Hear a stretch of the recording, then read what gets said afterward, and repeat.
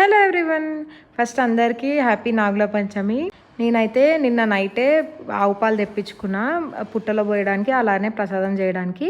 So first పుట్టలోకి తీసుకోవడానికి కొన్ని పాలు తీసి పక్కకు పెట్టుకొని, ఇంకొన్నేమో ప్రసాదం చేయడానికే పాలు ఇంకా నీళ్ళు రైస్ మంచిగా వాష్ చేసుకొని వేసుకొని పొయ్యి మీద పెట్టేసిన.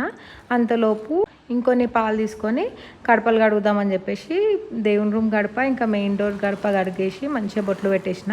ఇంకా ముగ్గు కూడా ఈరోజు ఫస్ట్ శ్రావణ మాసం ఫ్రైడే కదా, సో కొంచెం పెద్ద ముగ్గు వేద్దామని ఇలా వేసిన. చాలా బాగా వచ్చింది.